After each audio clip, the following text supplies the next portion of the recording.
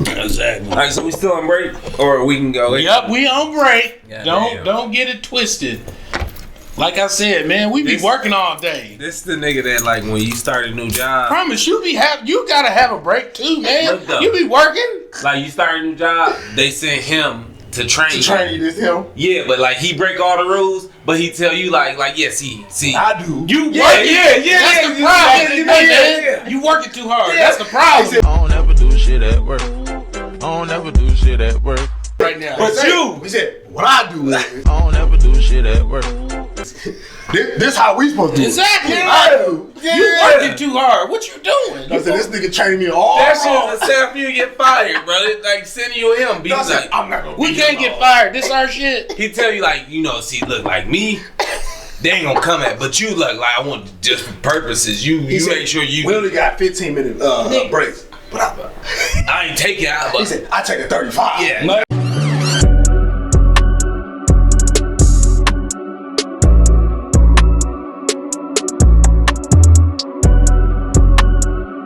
Yo, welcome to another episode of Shooting the Shit with Tez and Dre. I'm your host, Tez. You know, I got my boy, my brother, the other host, Dre in this bitch, man. and we in here. We we like to shoot the shit, Dre. Man, we got to. We've been kicking it for a while. Yeah, what? This is episode what?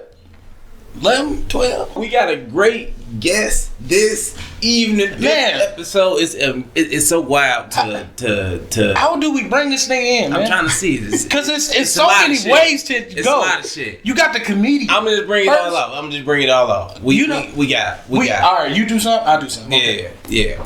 We got my boy, Promise, the comedian. We got my boy Promise, number one, hot 105.7 for hip hop and R&B in the city of Milwaukee. What you got? We got Promise, the actor. We got Promise, second place in the award of radio and television in the city of Milwaukee. We got Promise, the journalist. And we also got Promise, host of the Milwaukee Bucks. I mean, it's how It's are we? so much. Which way we gonna go? It's so much. Really? All in all, we got Yeah. my boy Promise in Promise. the building with us this evening. Man, It's not a threat. It's a promise. It's a lot It's of not a shit, threat. It's a man. promise. It's a lot of stuff. See, I got it right. I told you I was gonna get it There right. you go. This time I was gonna get it right. Yeah. Because I didn't get it right. I was like, nigga, I didn't know which way You it was in went. the room. You was in the vicinity. I swear. You was close enough. I was like, yes, but I know it's always a promise. There you is. There. Somewhere in there. Man, thank y'all for having me, man. Man, nah, man. Man, we Welcome. appreciate you being here for sure, man. We of course we've all done things together. Yes. You got, like I said, Promise the comedian. You also do your shit. Yeah. Right. Funny on Sundays. For sure. Man, Funny on Sundays, producer, real talk. Like, man, we Producer. got this man got the number one radio station in the city for real. That's pretty like- wild. I appreciate it. Like, man, like, no, like, real talk. Hometown heat, man. It was real deal. Man, that's putting on for the city for artists to get their shit off. And the dopest thing is, like, he's still just regular nigga. Oh, yeah. Like, every time you see him, Motherfucker. every time it's just him. Performed at improv. Like, come on, man. Like, we talking about, like, man, a real deal. Give advice, take advice. All that. Absolutely, man. It's pretty dope. It's dope. But that's when you know you're around real stuff, though, bro. Like when you just doing what it is that you do, and it's not, you don't take it like, oh no, I'm on the radio or no, I'm this. Yeah. For 2 days, nigga, I would. Oh, yeah. No. If it was me for 2 days, I think you can't talk to me. Right. You don't have to call this person in contact with me. Have I'm your on the people radio. talk to my people. No, I That's don't, radio. I don't take it for Nah, granted. bullshit. Yeah, no, I don't take it for granted. I get it. No, for sure. no, real life, man. You're definitely humble with it because, man, you do a lot. You know what I'm saying? So it's like it's a good thing to see that you really out here pushing that line. Yeah, for sure. Ain't nothing to it but it, man. I just feel like, you know, when you got opportunities, you got to take advantage of them. Because everybody doesn't get them, and I know what it's like to not have them. I know what it's like to be on the outside looking in. I know what it's like to had these opportunities and people see me and hear me now, but I remember when people didn't, when I was trying to get those opportunities. So I don't take none of it for granted. I appreciate everything that come to me, and I know it could be here today, it could be gone tomorrow. Right. So I try to bust my ass and do as much as I can to take advantage of everything that's in front of me. Now we all do some form of entertainment, of course, like in the city, and we all in the light. Yep. How did y'all deal with? I'm like everybody. We all answer this question. Okay. But like, how did y'all deal with the people that you knew? It instead of it being praise, it turned into hate once you really stepped into your light. Cause like you said, like we know this shit. We tried a lot of shit before the things that people see. For sure. Right. Yeah. So like. And there was other people there that saw the whole thing, that it turned into hate once that light really turned on. How did y'all deal with that? Like just dealing with people hating? Or just people... Just like, no, those people that was like there during to see you, like you know, you peeped the shit. Oh, you doing that little radio station. Oh, yeah. You know what I mean? Yeah, like that movie coming out is going to be on Tubi? Yeah. You did your little weekend. Yeah. Whether it's positive or it's negative, right? Man, I try not to get, and it might sound cliche, but like I don't try to get too high or too low. It's like when somebody giving me love and appreciation and accolades, that shit cool. But like I try not to feed too much into that so it doesn't inflate my ego. If somebody sideline hating or throwing their jabs or trying to, like you said, discredit or minimize what I'm doing, I don't allow that to get me down on myself either. Because it's like the two extremes. You can let somebody say things about you and deteriorate you and let you, wallow in that, or you can let people give you love and praise, and then you go high off of that, and now you egotistical. Right. So I try to take both of those type of things and stay right in the middle. You know what I'm saying? Like trust me, I definitely know that everybody in the city ain't showing love. No, for sure. I definitely know I got people who hating in the city or people who don't want to see me per se succeed or whatever. And it's not always obvious. It might be, like you said, slick comments or backhanded compliments or whatever, but I don't even pay attention to it because I know that a lot of times people project things on themselves when they have inferiority in them. Right. So I know it ain't even me. It's something within them. So it's like until you get right with yourself, you're going to project things on the other people. You're going to put sideline stuff out there because you're too afraid to take a chance yourself. So I don't even really deal with it, bro. I hear it, I listen to it, and then I tune it out and I keep focusing on what I'm doing. I feel it. So you're saying since it's no different than what our bodies do. We got a digestive system for the toxic stuff. Flush out. Right. You got to flush out. Yeah, there we go. There we go. Big one up to that though, for sure. Definitely. Though, dog. Because it do take a lot. Like for me, hearing before one thing the thing I changed is it was people that is there in the light that I was depending on to look towards. Like, no, you're supposed to be my support. Yeah. And I feel like once I woke up out of that state, I feel like it was my fault because I was putting too much on my people that was close to me, right? Okay. Like the people that's close to us, trust me, they really cheering for us and they rooting for us. Exactly. Even if they don't make every show or they don't make every event, like there's other ways to support. But they truly cheering for us, bro. And I think early on I poured a lot in them towards like you don't come to a show or this and this. I get upset and I get mad about it too with myself. Yeah. And it's like I don't think that's the way to treat my people because all of them have came to shows. But then a lot of it, like I'm a stand-up comedian, so when we perfecting our craft, so a lot of stuff it is repetitive. But like everybody don't come to see you every time, right? So it's like it's dope things that you're doing. But if I come every time, yeah, you might have some new stuff. But like us as stand-up comedians, when you really got some stuff that work, you have to. You working it, and you might be working it for a minute. So if I come every time, bro, it's gonna get yeah. I'm starting to say it with you, and it's like My nigga, we already heard that. But there's nothing wrong with that either if it is good. If it's a good joke, for sure. Nigga, some motherfuckers know it, and then they'll be like, nigga, say that one. For sure. Say that motherfucker. I'm just saying as far as the pressure to put on your people that's close to you. That's true, though. So it don't turn into no fucked up things, or you don't pour into ego about them not coming. Because it's like when you really think about it, like I know your shit good. I watched your stand up. Right. I don't want to see it every time though. You know what I mean? As your guy, every time. Right. Nah, because now it's like, or I'll be watching as your guy from a different angle, not a listener angle. Yeah. From an angle of like, watch how you finna rock this fucking crowd. Yeah. Although I know what you finna say and all these things, it's different levels. It's different levels to how it is. But those family members you have, if they came every time, it'd be hard for them. Yeah. See, now that part is just what brings out the personality in you on stage. Like, what makes a motherfucker want to buy that ticket to come see you. You know what I'm saying? Because you putting that personality out there. Of course, the jokes is there. It's not to say that they ain't. It's just, nigga, you ain't going to see you wasn't buying Jordans because you just thought the nigga was a nice guy. Mm-hmm. You bought him because he was Jordan. Yeah. You like how the shoes look. It's a thing. It's and the culture. And what he played and how he rocked. You know what I'm saying? But then on the flip side of it also too is like Jordan became Jordan because he gained the audience. Exactly. His shoes wouldn't have been as valid if he wasn't as iconic as he was. Exactly. But that's what I'm saying. Like, gaining that audience for real is just a part of that. That is the thing. Like, you're right. Where pouring so much into your family, like, man, you don't come to these shows. Yeah. It be that because it's like if they there to do whatever, just do whatever you can to support. That's what I say with my family. For sure. Honestly, because if you've been to at least one of the motherfucking shows, cool. Yeah. If you haven't, I hope you go to one. Mm-hmm. But you know what I say? I take it to radio. I step away from the comedy. So I'm on the radio every day. So let's just say if I really harped on, are my family members listening to me on the radio? Like, to be honest, when you get to a certain level of work, your focus is not going to be around people who know you. Your mind is going to shift on how do I convert people who don't know me, right? There we go. Exactly. You're the ones we want. Yeah, right. Because when you're on radio, that's the fan I'm looking for. Yeah, like when you have family and friends who support you and rock with you and love you, like you said, whether they come to things or not, when people generally rock with you, you know that. The difference is if my family and my friends listen to me on the radio, great.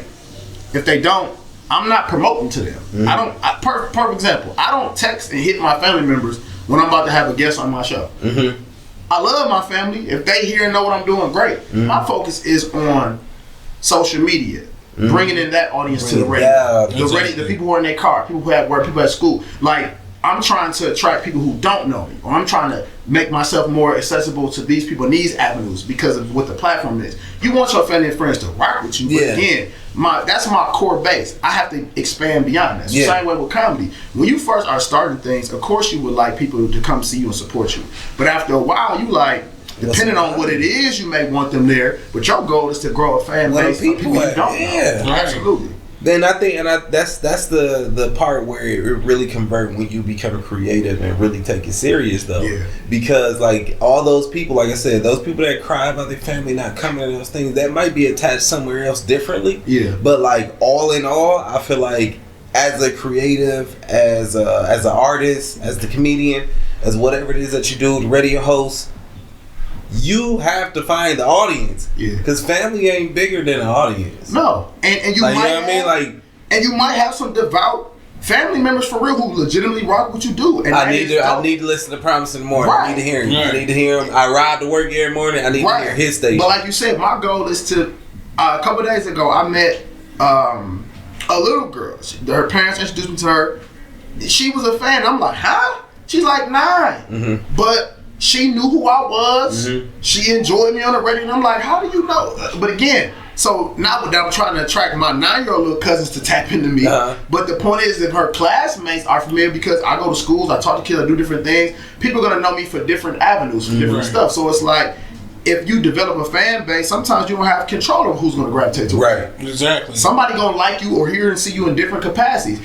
I might be scrolling on IG and see him on IG and think he's funny. I might not even know he do stand up. Or I might see him at a show and I know he's the guy on the internet, or vice versa. So sometimes you can't control how people discover you. The goal is just to retain people, right? No matter how we get them, make sure we can keep these fans. And some people going to support you in different avenues, right? You have very few what I would call A1 fans, right? So for example, Dre might be popping on IG, but it's like, man, I can't get these IG people to come to this venue, right? Or these people in this venue are laughing, but I can't get them to follow me online.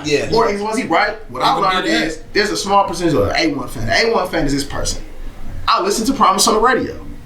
If he says he's going to go somewhere, he's going to do something, I'm going to come there. Yes. I'm going to follow him online. If he's selling something, I'm going to buy a t-shirt. Exactly. That's an A1 fan. That's the type of shit for Jordan. If you have an A1 that's fan, an A1 fan. But again, if you have an A1 fan in any level, any industry, that's great. But it's always going to be less of those, right? Even if you Taylor Swift or Beyonce, they got some A1 fans. Taylor damn. They do, right? But the flip side is they also have other people who are your general fans who still make them successful. Exactly. So in reality, if you have an A1 person who's going to buy into everything you're doing, great. But we know realistically that's not who that's going to right. get. That's kind of, so would you say you're gonna get a small percentage of it? Correct. Yes. Would you say if as the artist, if you obtain a A1 fan, is that like Hall of Fame status?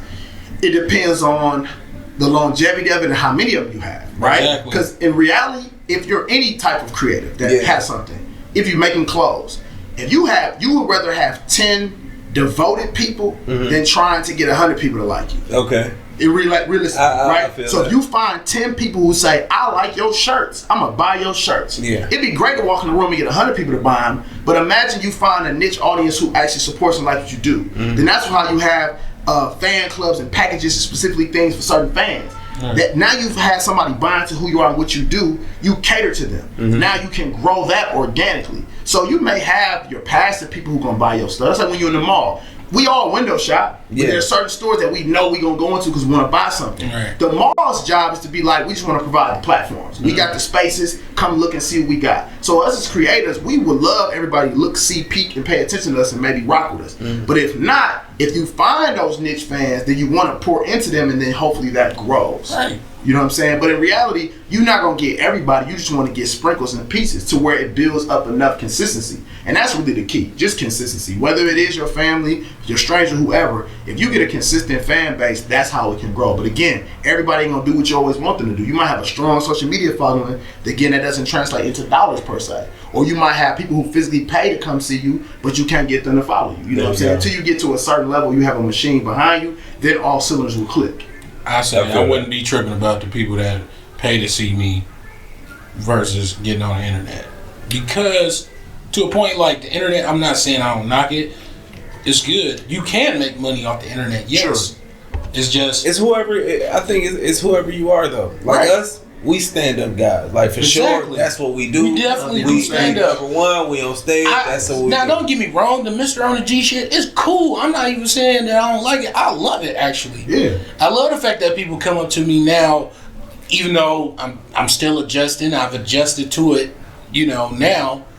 But it's like, I'm still like I do stand up. Like I don't just do the Mr. on the G just shit. do skits. I got more in my wheelhouse. You know what I'm saying? But again, what I learned too is, right, no matter, I'll give you a perfect example. All right, when I interviewed down there in Rollins, right? Word. Of course, a lot of people know him from Chappelle's show. Ashley Larry character got him very popular. Right. He had a bag of jokes prior to that. He clearly has a bag after that. So I asked him one day, I said, bro, do you ever get tired of somebody calling you Ashley Larry, right? You down there in Rollins, you have definitely established yourself, but do you ever get tired of somebody keep box you in and want to reference this character from a show from 20 years ago? That's a classic. But do you ever feel like, damn, like I got something else? More shit. I got way more. We got more shit, bro. So you know what he said to me? I asked him that. He said, no. He said, because if that's how you was introduced to me, then that's fine. True enough. If that's in the lexicon and that's how you came to know who I am, great. My job is continue to keep working, so I do other things too. He said, but if that's how somebody got introduced to me, who am I to be upset? Why am I to be mad? It's so wild. Right, it's so wild. Right. You gotta appreciate it because, like, I ain't gonna lie. At first, I was like, I'm not knocking it down. It can be frustrating to you. Exactly. It's like not, and it's so much so like to a point. I see it all the time. Woo woo. But then it's like, damn, it could be motherfucker walking up to me saying, man, that shit ain't funny. Woo woo da da da. Yeah. But even then, the late great Pops, John Witherspoon. Yeah. He said something similar to the same thing. Like he said, I watched an interview where he said, he was on Vlad, and Vlad asked him like, excuse me, what would you do it upset you when people come to you and ask you, Pops? He said, nah, because he said that's first of all, Pops made me rich. And if you see me as Pops, or you see that, he said that's something that I cherish versus it becoming an annoyance, because that's what made me. It's an iconic character. It's an iconic. So I appreciate Mr. Bonded with me with. Don't think like, that I don't. It's like that's what you bonded with me with. That's what it is. I seen motherfuckers Now, like real talk. Curveball.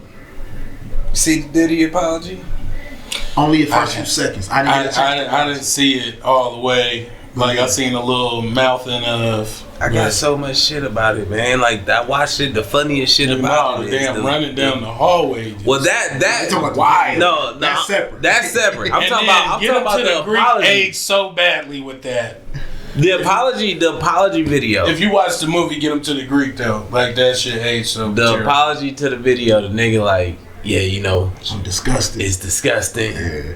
The funny shit is, so like if you familiar to niggas that get aggressive with women and beat women and do whatever the hell with women, right?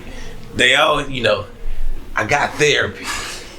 You wanted me to call the lady. I called the lady. I called the lady. I called her. I That's called what he her. said in his apology. You I know, was in a bad, dark place. I got help.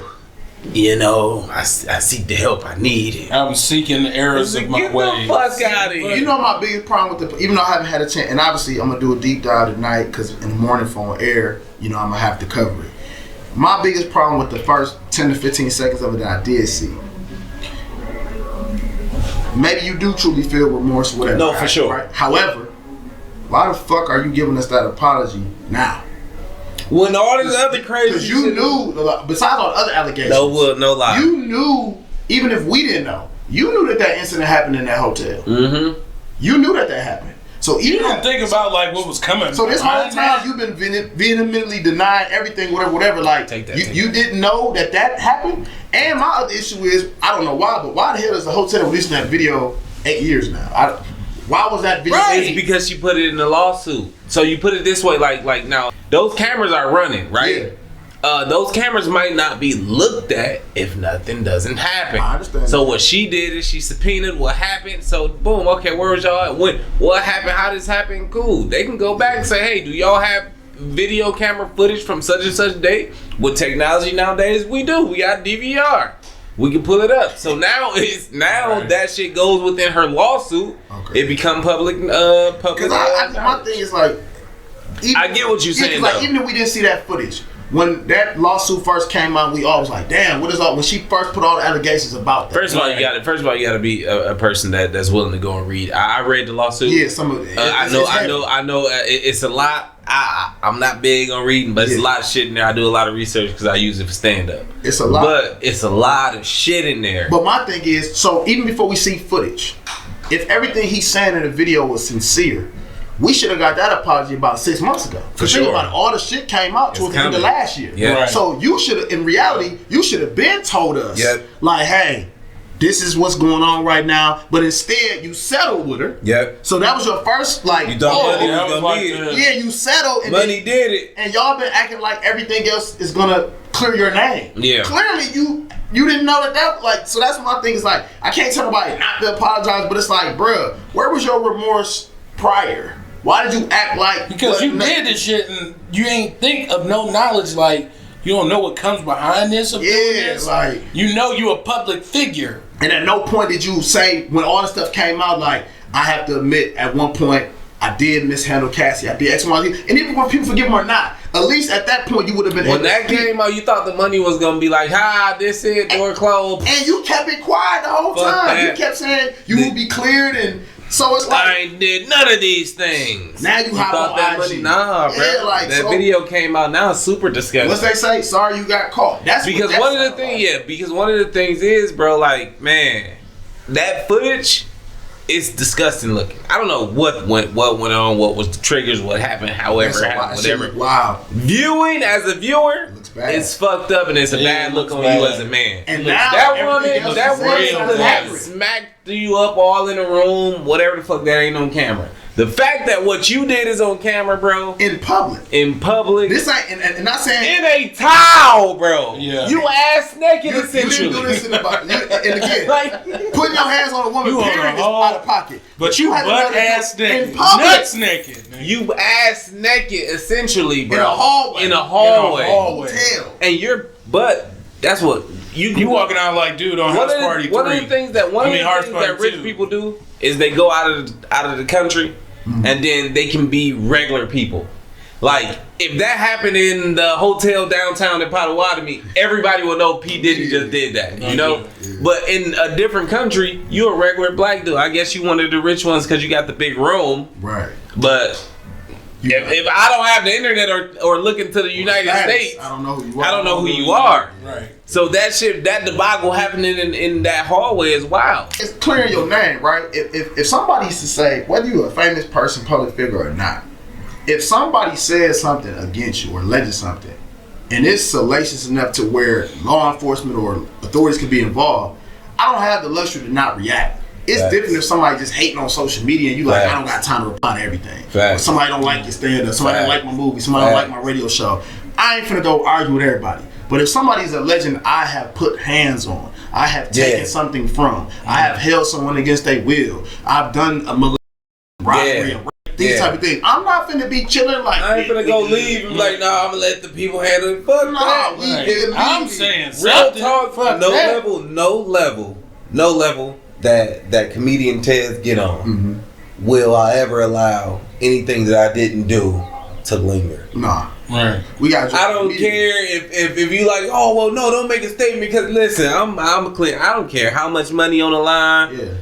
I'm clear. If it's wrong, I'm clearing it up. I live that way anyway. Ask my wife. It's just like we can't get past it because it's wrong. And I'm on some bullshit, then I'll say that. But if I'm not like on no bullshit and the motherfucker's trying to say I'm on it, no. And we counter it. First and foremost, you're not finna just say whatever you want about me in reality. We countersuit. Exactly. We coming, or not even the countersuit, we're suing. Like you put out a false against that's me, defamation of character. We're not doing that. So like I said, if it's some petty you trying to defame my name or some shit that I ain't never do. I'm not gonna be on social media arguing with people about. I'm not gonna argue with a person about something they think about me when I know me. Like, that's different. Right. If I know the truth of me and you thinking or assuming, that's fine. You can think or assume whatever you want. Because that's your perspective. If it sounds like crime or something that's jeopardizing my character, we addressing that immediately. Exactly. We not doing that. Motherfucker ain't finna just sit around and be like, oh, okay, no, we good. You know, it's all right. Let it blow over. Yeah, no, ain't no blow over. At all. I'm gonna blow up. Fuck you. Hey, motherfucker, what you think this is? That's what I'm gonna do. Blow up, nigga. I'm gonna blow up. Fuck all this blow over shit. Niggas be too silent, man. Call out some shit. Be a caller outer. No, there we go. Be a caller outer. That's my name. P. I came up with that. A caller outer? A caller outer. So you my friend. If I ever see you not being P, I'm gonna call you out. As you should. Why? Because I'm a caller outer. As you should. And I pray now that you know that word and the definition behind it, I pray I get the same treatment in return. Exactly. You never not see Tez, you be a caller outer and you call me out. Respect. Because you know what's wild though? The reason why that kind of faded away and people let a lot of shit slide is people got tired of the blowback.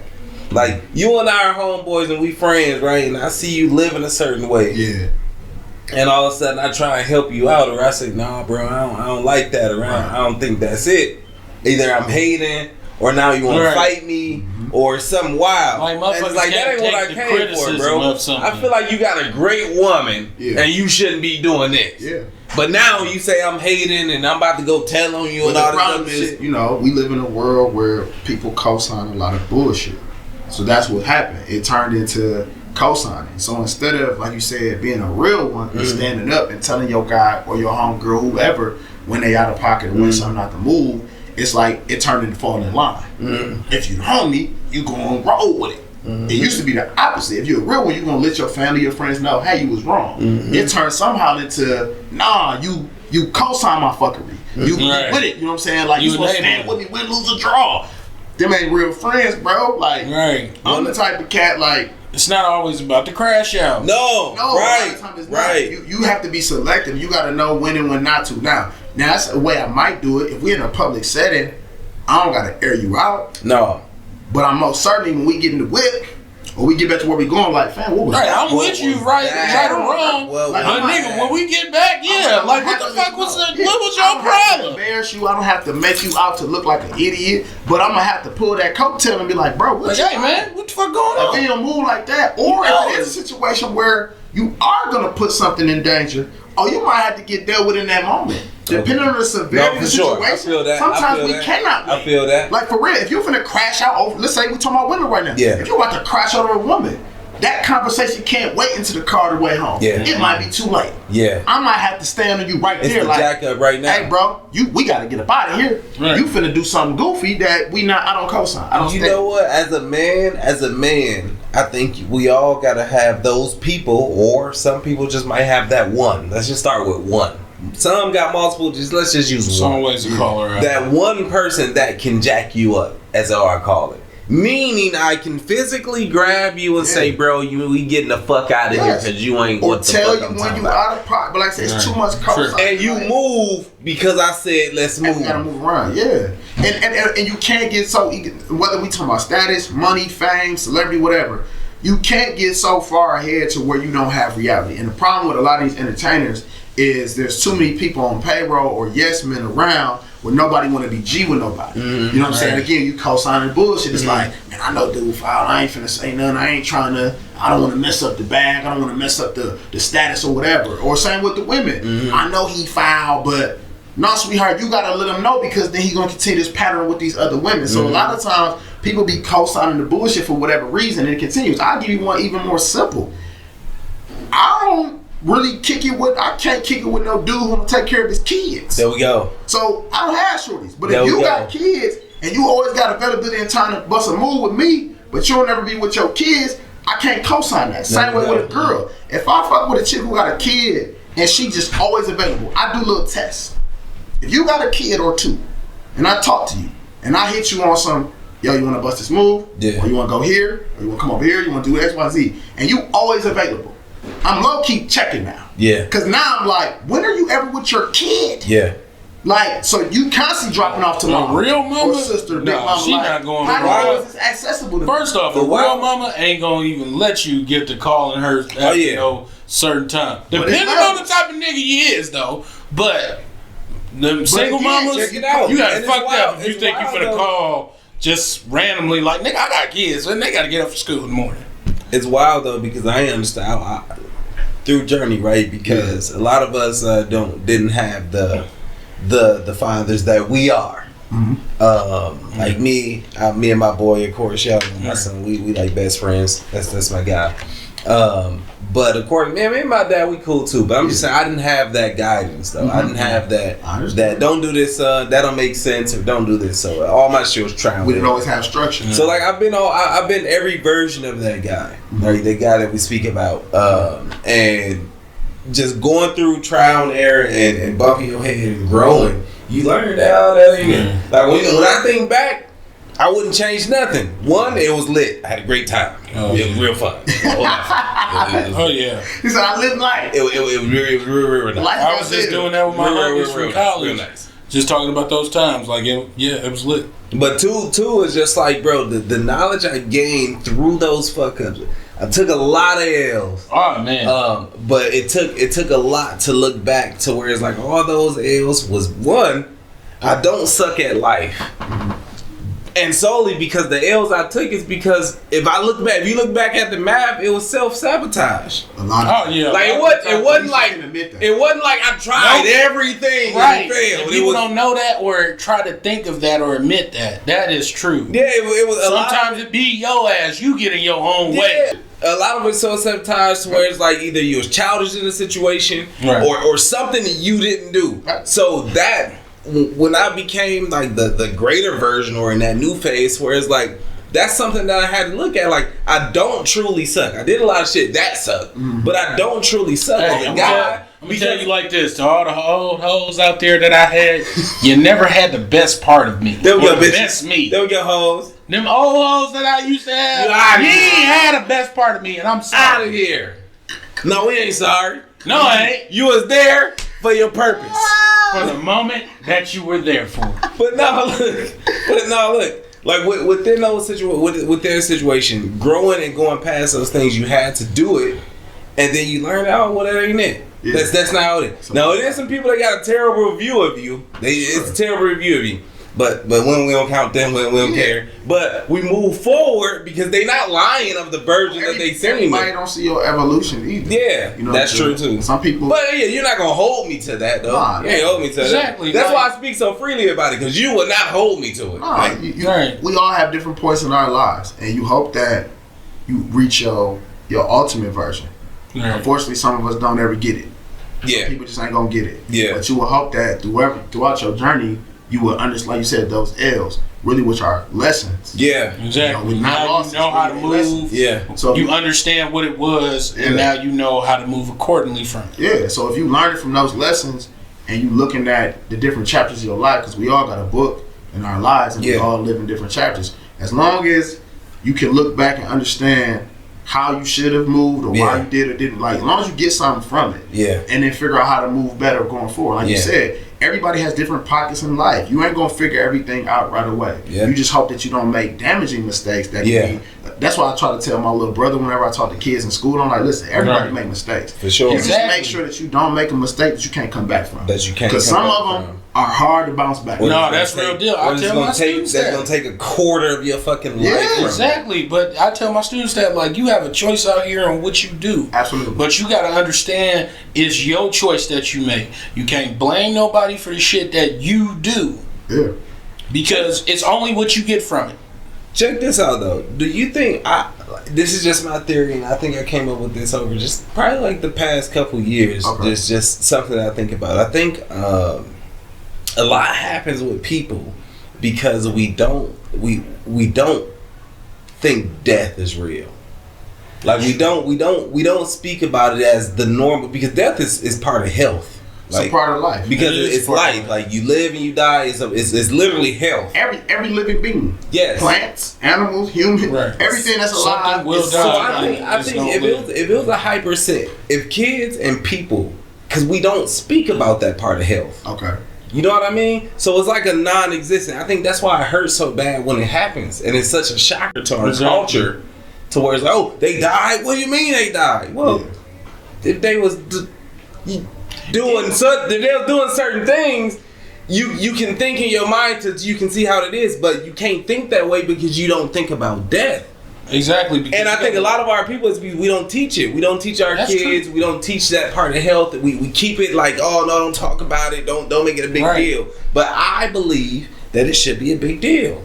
Well, I think it's guaranteed. Everything to me is a balance, right? Like extremes can be positive or negative. If you too extreme on one spectrum, that can rub a person the wrong way and turn a person off, and vice versa, right? So it's like if you're trying to teach somebody about education, you're trying to help.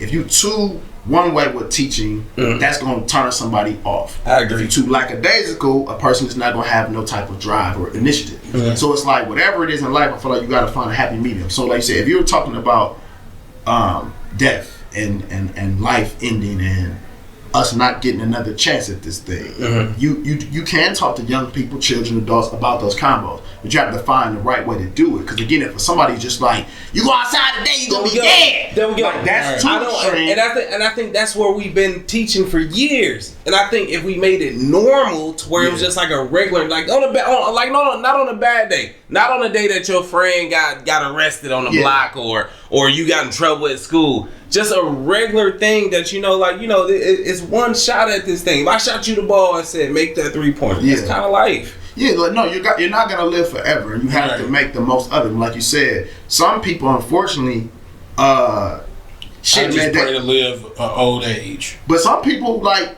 you talk about talking about it. Some people don't even care about it. Yeah, some people are living like it doesn't matter if I live or die. Yeah, right? Like you said, the average person like us, we are understanding like. Nigga, I'm scared to fall down. Yeah, like, I'm at the age like that might hurt my hip. Oh, I might walk different after a slip we and fall. We don't have forever. Although sometimes when you're young, part of the beauty of being young is kind of the night being naive, right? Like think about being a kid. The positive side of that is not knowing, right? Yeah. So as a child, so you're really taking them shots. yes, as a kid, think about all the crazy shit we did as kids. Yeah, so you're like, damn, I was really putting myself in danger. But again, as a child, you're like, I'm just living, I'm just having fun. Exactly. So part of life, we should keep a part of that. But the other downside, like you said, young people not realizing, like, man, this ain't. Y'all out here riding around stolen cars. Y'all out here moving like goofies. This could be over tomorrow. Ain't no coming back. This ain't no video game. Ain't no reset. Ain't no extra lives. Ain't no eat an apple and I'll come back. That's the part. You're not walking out of the damn hospital. No, you ain't climbing out the grave. On GTA. This ain't no video game. This ain't no superhero shit where it's like you died and you come back in the next issue. Like this shit is real life. So like you said, there is a balance of letting people understand. Like man, life is very fragile. It's extremely short and it's important. And we only have limited time. And then you think about it on the grand scheme of things. If somebody dies at 100 years old, we would be like, oh man, they lived a long life.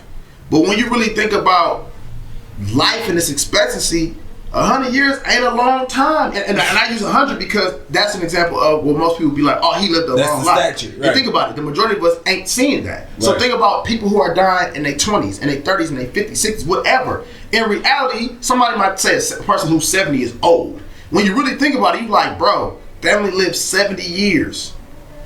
In reality, that's not a long time. But the way society moves, we'll think like, oh, 70 is an old guy. But if you really think about it, like, bro, he's 70.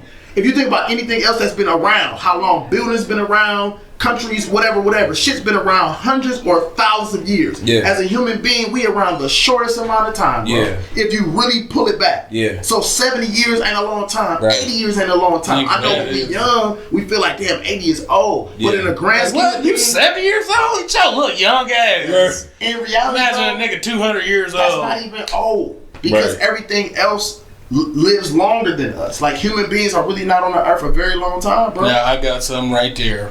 I got my black man conspiracies a little bit. Okay. I feel like my conspiracy is that honestly we are much older than we think we are. You think as humans? Or? Yes. I don't think that. I feel like vampire shit is no, not like that. I feel like in the Bible even they talk about like, you know, motherfuckers lived up to 1,000 years and all that.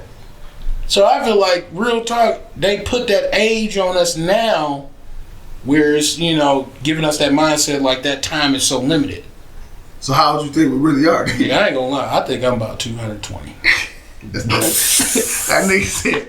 That's that tree talking to him. Yeah, we've been drinking yams. I live when hey, that's the chemicals talking to him. Nah, nigga, because you think about it, they say always like these things like we done lived past lives and shit.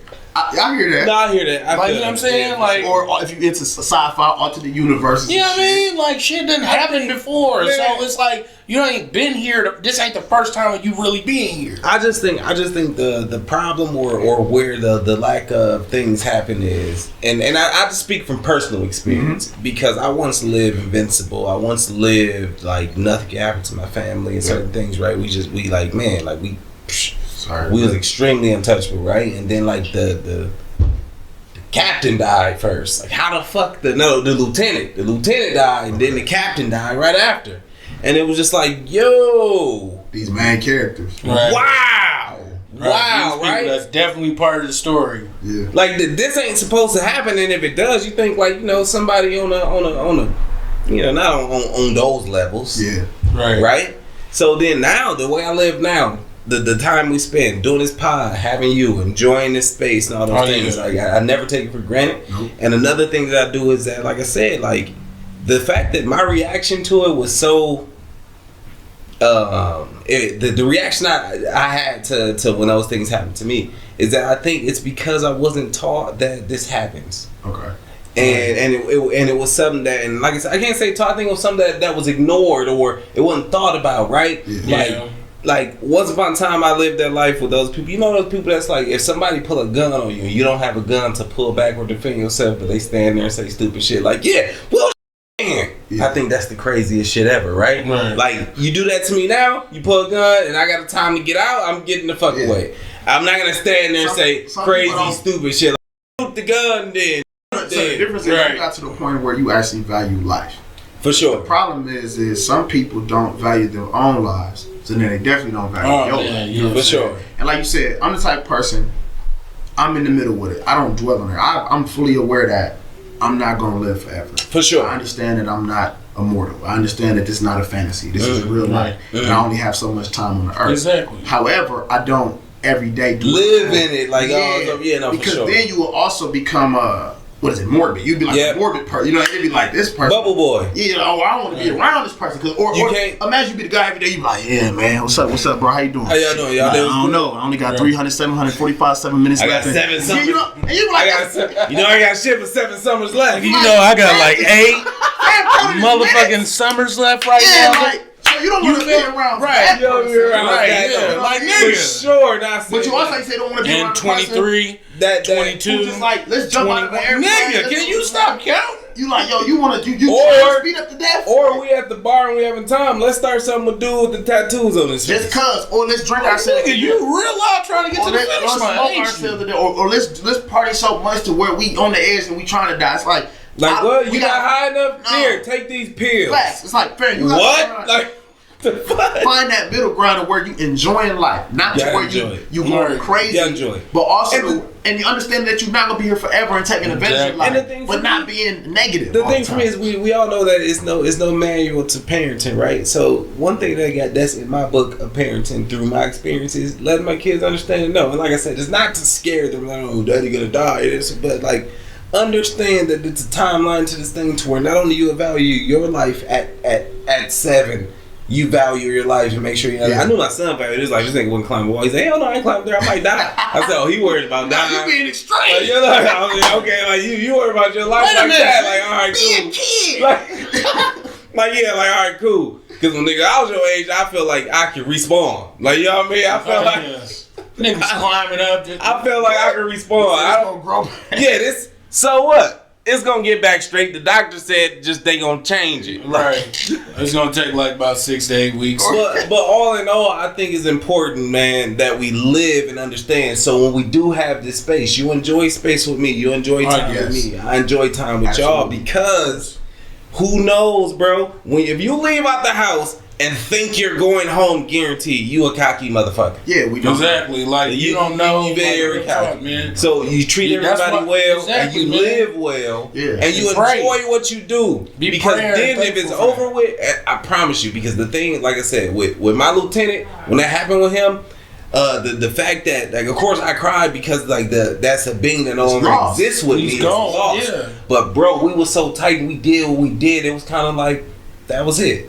Like, all right, cool, bro. Like that, I ain't have to go there and be like, oh, I wish I said this to you, and I wish you was like that. Like, everything was straight up. So living and being that way is just like that's what made me move forward towards my grievance and growth. Yeah. Because it's like that chapter ended. It's nothing I can be like, oh man, I wish we was tighter. It was like we did everything. Everything was straight. You felt y'all did what y'all supposed to do. I kind of felt that, and I think everybody should do that. And I think the reason those things was not valued prior to is because the respawn feeling, the immortal feeling. Of course, the thing that you don't value. Yeah, those times. Yeah, when you think about it, but it's like as a man, I value fucking people. I value the time I spend. I value the spaces I endure. And what happens around me, I appreciate those things, and I make sure everybody around me expect or reciprocate that in the same way. Yeah, for sure. I feel that because I'm like, no, I get it where you say that because it's like you understand it, like, okay, they're gone, they're there. But you get them times like, oh man, I really do miss it. Yeah, you still cry. That's just that's the human side. Like even my homeboy, he been gone for 4 years. Yeah. You know what I'm saying? Like, nigga, I still catch myself at them times where, I had those moments, but I understand, like, but man, it'd be like, I think about it like, man, I'd love to see him see me now. Like, you know what I'm saying? Because he seen me at the starting of this shit that I was doing. Because he was one of those people that was there first time, like, when I first started doing comedy. So it's like, you know, it was just all that. But then, you know, like when he, you know, got up out of here, it was just like, damn. I ain't gonna lie. At first, it fucked with me a whole bunch. Sure. Cause at the same time, two things. One, never had nobody that passed away that was like the same age as me or as close to me like Close that. to you. Okay. First off. Second, never had somebody that I had some people that my friends that died to gun violence, but somebody dying of a illness that was different. Like, you know what I'm saying? Oh, for sure, bro. That's like I said, my like, and it was on that type of shit. Like, my lieutenant, he was going in there to see about, bro, and then didn't come out. My lieutenant was murdered. My captain was sickness. It's definitely two different things.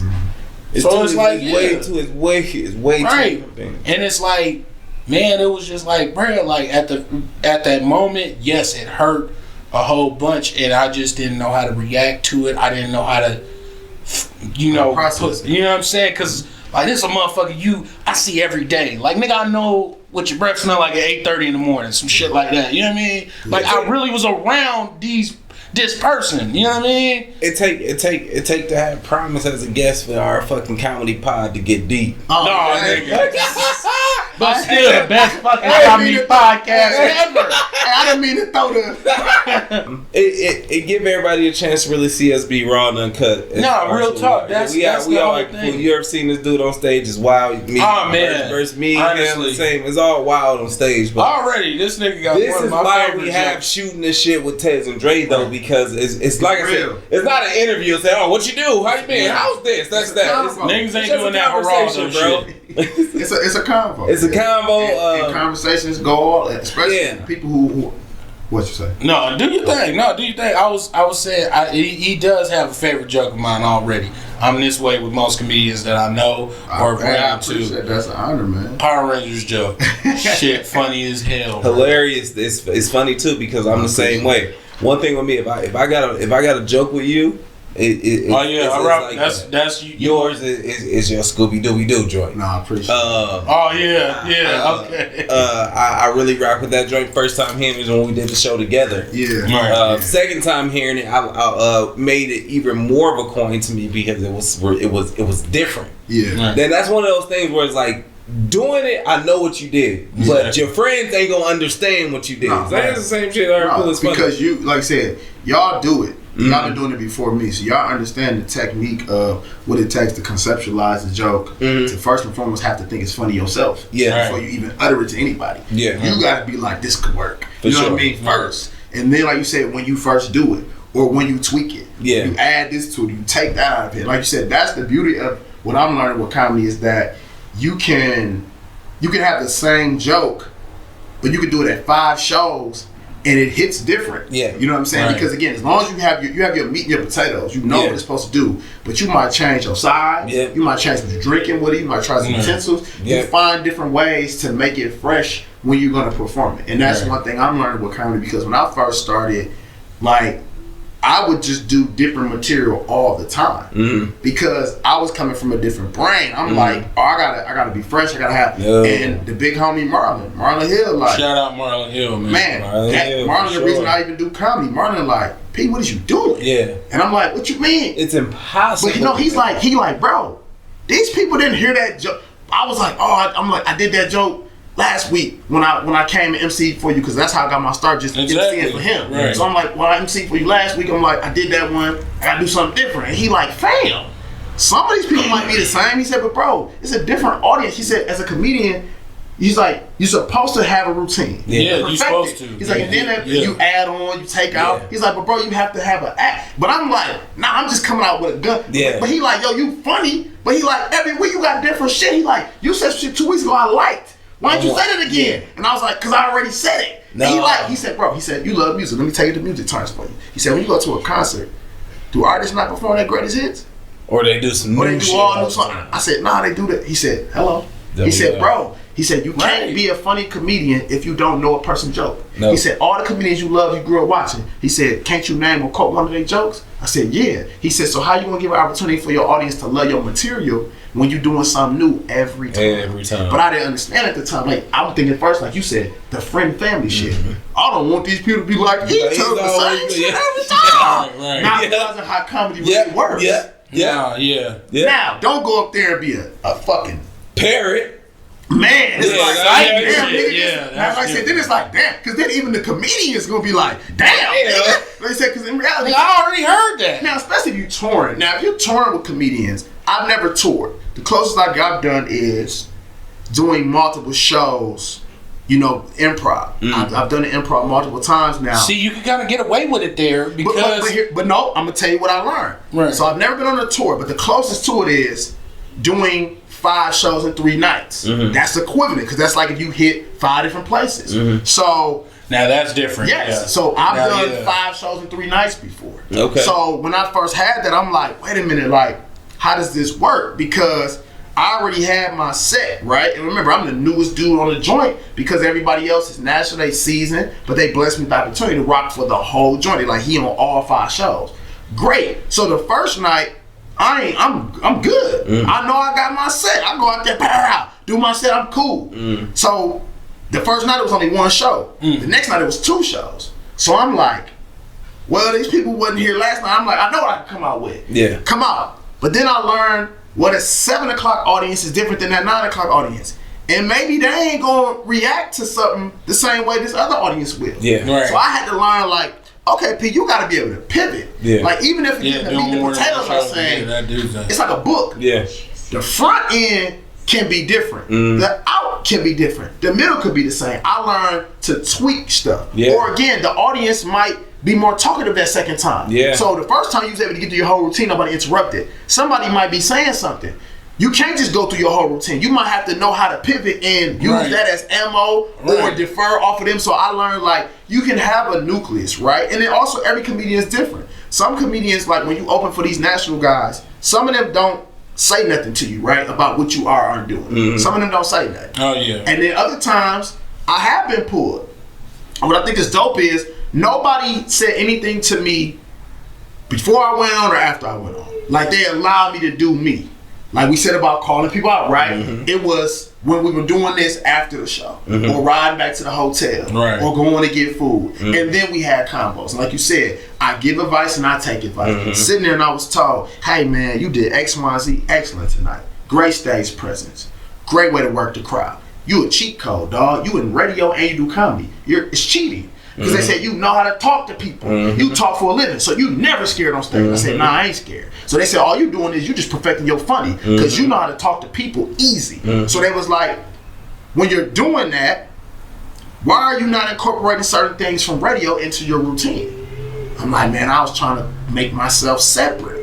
Yeah, but that's an advantage that other comedians don't have. Exactly. Like, you have some in your wheelhouse that the majority of them don't have. They're not on the radio. They don't have the experience that you have when you're on the radio. They're like, reach more of a type of comedian there. They're like, you got like J. Anthony Brown and Steve Harvey and all that. But the opposite. Exactly. They told me, they said most comedians who do radio were stand-up comedians first, and then when they did radio, they said you were radio. Exactly. You have something that they don't have. Use that to your advantage. I'm like, okay, I didn't think of that. Also, one night I went and did a routine. I got critiqued on the way home. We chilling. Say, hey P, you funnier than that, bro. That's low-hanging fruit. Now, the average person could be offended or be like, again, oh, he hating on me. Now, mind you, when the joke he said was low-hanging fruit, the audience is rolling. But me understanding how to take constructive criticism, you could go further than that. You could. I knew what he meant. He basically he said, "P, what you did tonight is funny," but he like, "Bro, I know you funnier than that." He's like, "You don't have to do that joke."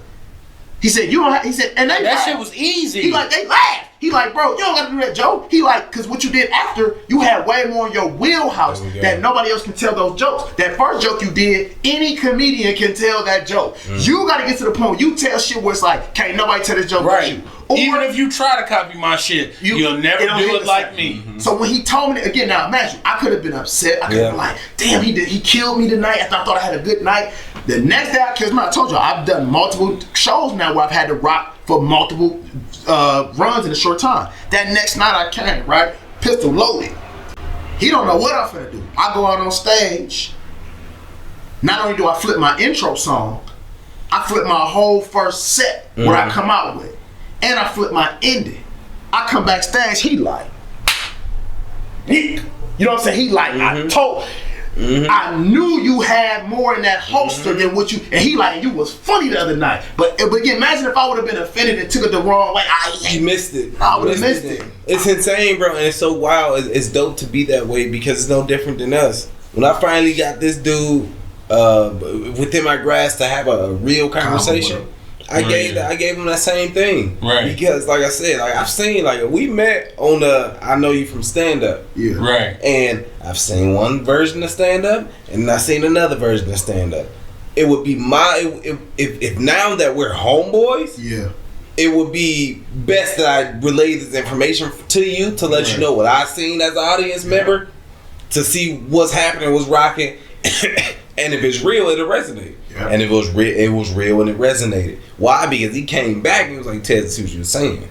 And I know this is this and this and that. Because like what? Like I seen him say, man, that's not who this nigga is. Okay. I'm gonna call her out. Yeah.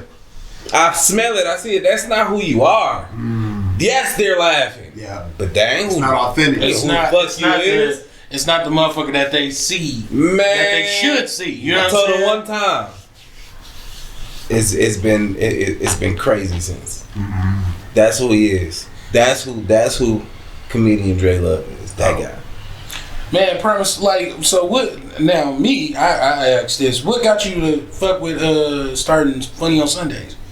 Man, honestly, that we all rocked, by the way. These brothers have killed Funny on Sundays. Yeah. The conception, and of course, I got one coming up. Oh yeah, man, we about to celebrate the 1 year anniversary. Like so we all gonna be there. Of course, everybody's man. Like what got you into want to make this a thing? Yeah. So in reality, to be honest with you, it's two reasons why I thought of Funny on Sunday.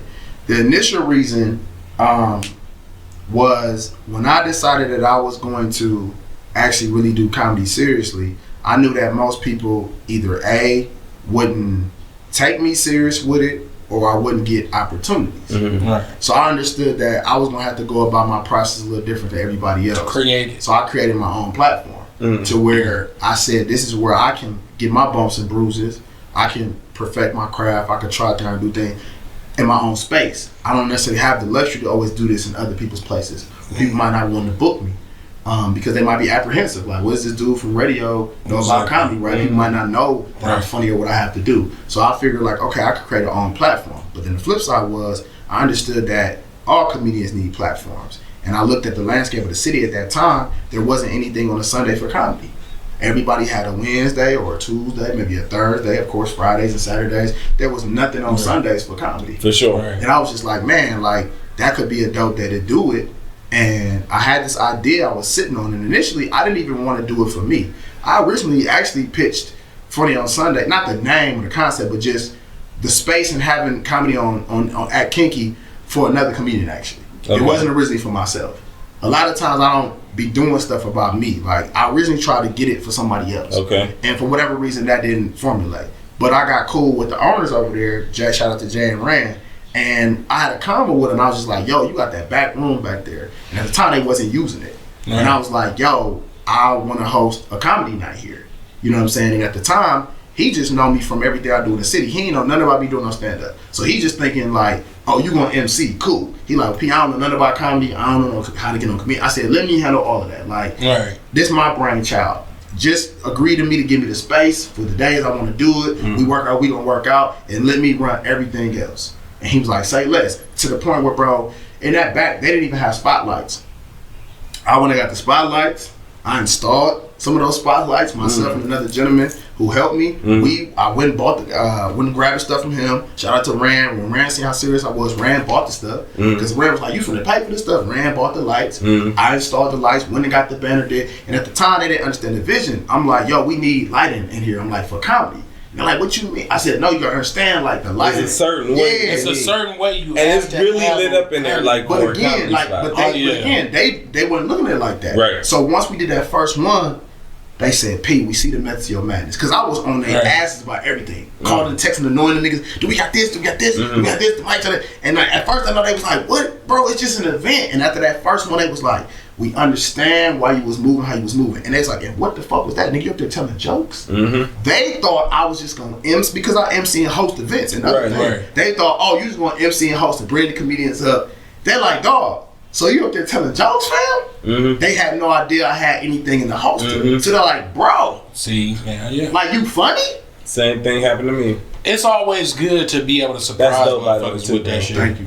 Yeah, but like I said, and I also think about people like yourselves, like, comedians always need platforms. So of course for me, I was like, it's a place for me to kind of learn and give myself an opportunity. That's true. But more than anything, I'm like, but I'm booking people. I'm paying people. Like, hey, I was saying, hold on, wait, don't just say you booking people. And paying people. Hey, look, check it out, and not like, all right, I got you if so and so comes. No, actually, what happens if it's 10 people? If we're booked, you're paid. Right. Yep. If one person come or 35 people come, you're paid. Understand the fact of if a motherfucker got you to do something for them and they saying, man, I got da. Look, I get that, but they ain't got nothing to do with One thing I learned me that you wanted me to be here. One thing I learned though, we treat each other that way. Exactly. Why? Because we do this. So I believe in taking care of people. If I'm gonna have some bread for you, I got some bread for you. Or I believe in being upfront with a person. If something is not gonna be X, Y, and Z, then you have to tell a person that. Exactly. Let them make their choice. Correct. You can't pimp them up. No, but I value what people do. Now, if I say, hey man, I don't got $18,000 to give you tonight, you know what I'm saying? I'm not gonna pay $18K, but I'm also not gonna finagle you and be like, well, tonight was slow, so I'm gonna give you this. Or not even try to make no connection and just leave. Get up out of here, right? So I said, shout out to GA. My DJ get paid. My comedians get paid. My assistant get paid. Like, I make sure there's times where, especially when I first started, I went home with nothing. I didn't make no money. I took L's on certain funny on Sunday, and I'll be transparent about that because my goal was that these people have a good time. These people had a good time, and everybody got paid. And there's times where I went home and I was like, I ain't make no money. But I'm like, I seen a bigger purpose. Like, there's a bigger purpose to this. And even when I talk to the owners, they always like, especially when they see how serious I was, they was like, oh, P, you gonna outgrow this. They would tell me, they'd be like, bro, you gonna, then when they see me at the Improv, they like, oh, he for real. Like, oh, you got talent. And it's only a matter of time for somebody to see you and what you're doing. And everything I've done in the past year to really doing stuff with this stand-up, people see like, oh, okay, he's not the radio guy playing comedian. Yeah, no, he's not an imposter. Yeah, no, he for real. And again, I ain't gonna say really is that. But there's comedians in the city who have seen me now and be like, "Oh, bro, I didn't know you." I knew it. But I knew it. But I didn't know it before. Like I said, first time I seen you do stand up, it's the first time you saw me stand up. Yeah, we rocked that show. And shout out to Bodini. Shout out to Bo. Yeah. Same here. And we rocked that bitch. And I was like, yo, our lineup, bro. Bo is fucking ingenious. That was a dope show. Because our lineup was so good and it matched. So I started to join off. I forgot who ended, but it was a homie from Kentucky. Yeah, Lexington. Yeah, who is killing the game, by the way. Yeah, I be watching his If you don't know who he is, he's definitely a big guy. But like that show, our whole lineup, bro, it was so dope. Rubbing elbows with you, like I said, meeting you, seeing what you do, so it's not questioned. It's like, because that's also hard too, bro. Like, you ever been in a room where it's like somebody trying to do you, but everybody don't know you? Yeah. Nobody knows that. Oh no, just stand up. But one person like, no, he's really good. And it's like, yeah. But my thing is, he really? But my thing is, if you keep your, like, everybody has ego, but you have to know how to keep it in check. What I learned is, man, I'm like, all the shit that I've accomplished. You know, y'all did my intro and that was funny. Like, and I know I've done a lot of shit, but like really, it ain't an act. Like, I'm really a humble person. I really for sure. But I'm not naive to everything I've accomplished either. But at the same time, I also realized that, hey man, it's somebody on the planet who don't know who Beyonce is. I know that might sound crazy, but there's somebody who doesn't know who Beyonce is. Or don't give a fuck. Right. So I'm like this. So I don't have the ego to the point And where I'm living life. Right. And they ain't gonna fake they sleep. So that's why Right. I don't have the ego to where I'm like, oh, some perfect example. This really happened a couple weeks ago. There was a girl who didn't know who I was, right? Somebody was talking to me, and I don't know what they referenced or whatever, but then they was like,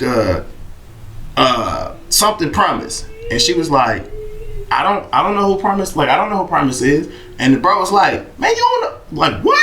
It's like, you don't listen to Hot 105.7, you on it. And she's like, yeah, I know the radio station, but like, I don't know who that is. And then he was like, you don't know GA? She's like, I know who GA is. She's like, I don't know who Promise is. He like, man, the Bucks, stand-up comedian. And so I'm just standing here. He's trying to tell her. I said, man, I said, Like, stop trying to sell. Goddamn, you know who I am. I said, if you don't know who I am, I said, I'm That's not, it's fine. okay. You know what I'm saying? Funny thing is, But ran into that girl maybe a week or so after that. So jokingly, she saw me, she said, I know who you are now, Promise. I said, that's the point.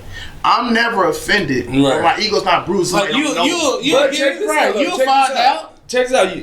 That's it's so crazy to make. It's easy to make the error, right? For instance, me, right? Of course, I'm comedian Tez now. Now let's go back to 2016. Okay. No, 2014. Okay. 2016. 2016. I'm nobody. I'm not even pushing to be anybody. Okay. However, I'm at a bar downtown. Anthony, y'all know the UFC fighter Anthony Pettis Of from course, Milwaukee, Showtime. right? Of Showtime, course. right? He is in this bar. Okay. Homeboy I'm with is like, oh man, it's Anthony Pettis. Homeboy know him to the point where he introduced me to him. Okay. But I shake nigga, he like, oh yeah, it's Anthony Pettis, it's my guy Tez. I shake nigga hand like, okay, yeah. All right, yeah, what's up, my nigga? I bullshit you not, I'm clueless of who the fuck he is. Yeah, I don't know who you are, right? I go home, I play the fucking game, and it's UFC game. He's the on that fucking motherfucker. champion. On the game. He's the current. At the time, He's the current champion. food was on the Wheaties box. On the real. From the I crib. said, wait though. I said, I was I'm just just saying this. Yeah.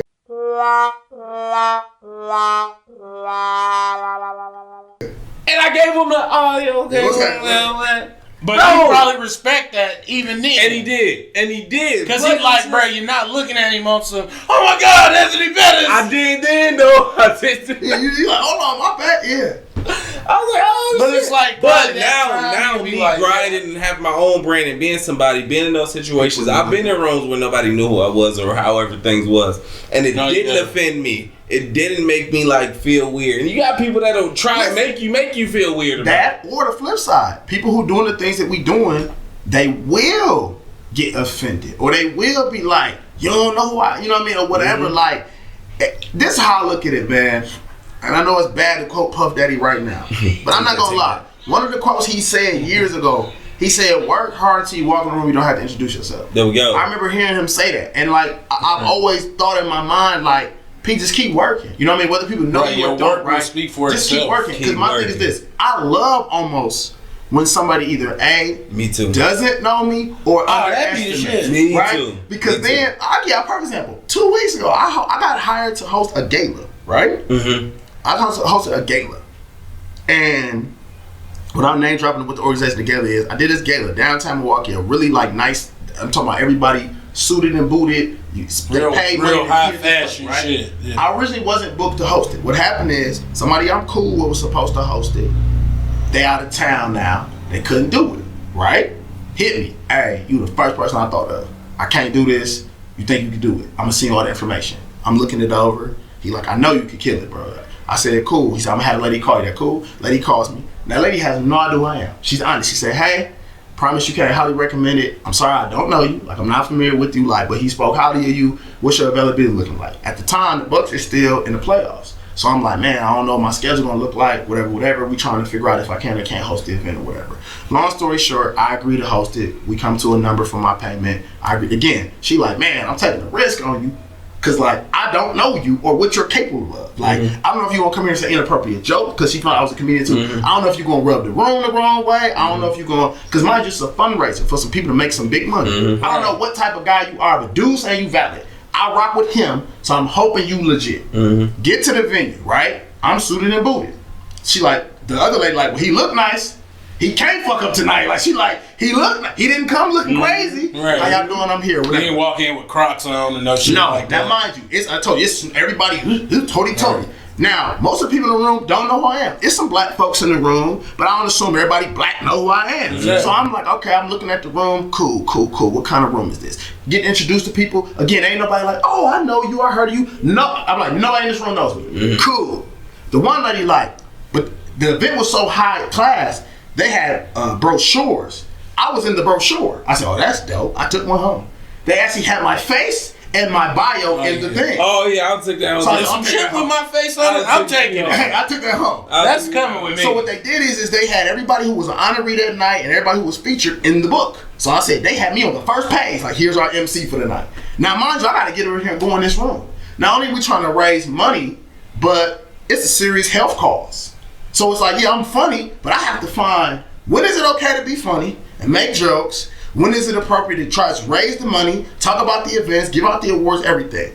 Long story short, man, by the end of that event, it's people coming up to me, what radio station do you work for? Where you do stand up, man? This guy's great. One girl came up, young white girl, she said, dude, my dad says his voice sounds familiar. That's the dude from the morning. So it was one dude in the room who knew me. Mm-hmm. Hundreds of people in the room. Mm-hmm. Nobody knew who I was. One random white guy in the back said, hey, I heard his voice. He's on it. But the point is, after that night, I made an impression on those people, right? Everybody who was in that room know who I am now. They never listen to that radio station. They don't like comedy. If they don't care about our culture, whatever. Everybody in that room now, if they never been to a Bucks game, whatever. Everybody in that room now knows exactly what. And the lady who hired me said, you was the... She said, dude, I'm glad he sent you my way.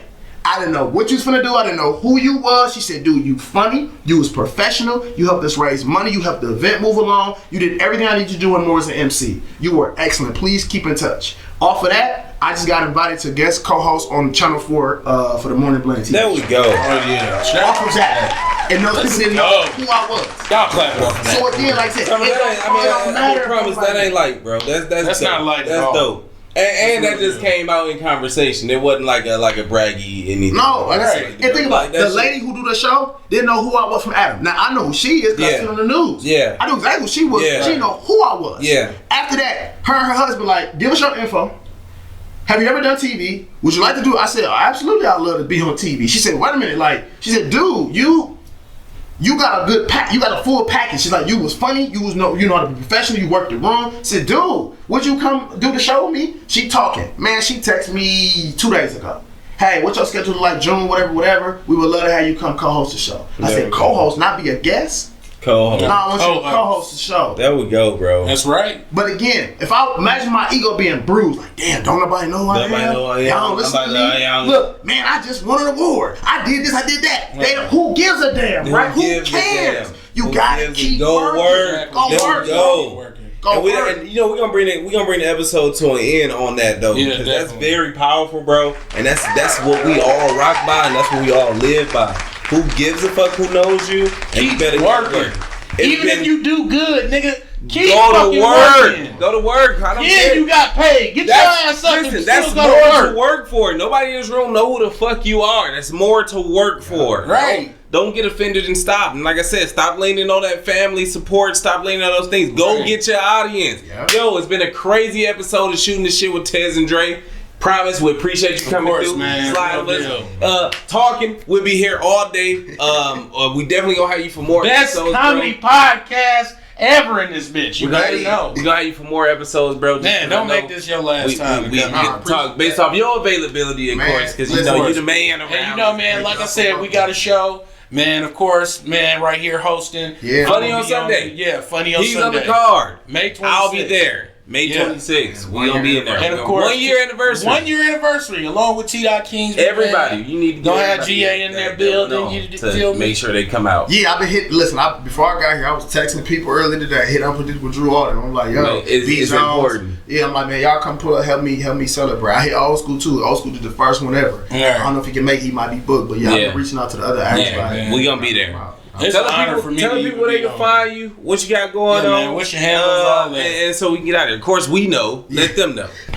Social media, Instagram, Promise I Promise. Facebook, Promise. Radio, man, every day, Monday through Friday, 5 a.m. to 10 a.m. Listen to Hot 105.7 in the morning grind with Promise, or you can stream me on the Odyssey app anywhere in the country. The season is over right now, so we ain't got to talk about that, but it's always Fear the Deer, Bucks and Six. There we go. Of course. Stand-up shows, man. I got a couple different gigs in the city I'll be getting booked at. But again, Funny on Sunday, that goes down typically the final Sunday of each month at Kinky Restaurant and Lounge, 5950 North 76th Street in Milwaukee. And y'all already know, it's not a threat, it's a promise. There we go. That's right, man. Yo, so all the information that we mentioned about how to follow this man Promise will be down in the comments below in the description. Make sure you every follow, link you can follow. Subscribe to the channel. Make sure you follow this man on all social media handles. It's gonna be in the description. So make sure you read. And we ain't no whole ass niggas. Please, we need feedback. Get in them comments. Right, let man. us know how y'all Let feeling us about know what we if got this going shit on. good. Let us know what's happening. We tell need us. to know. Tell us. Don't go and shit. tell your friend, even if it's good or bad. Tell us. Write us right This down nigga there. online right now. Make looking us like, grow. Man, this That's punk ass growth. shit, man. You know what I mean? Type that in. Type nigga. that in. Let us know how we need to grow. But no, that's been another episode. Shoot the shit. We out. Peace.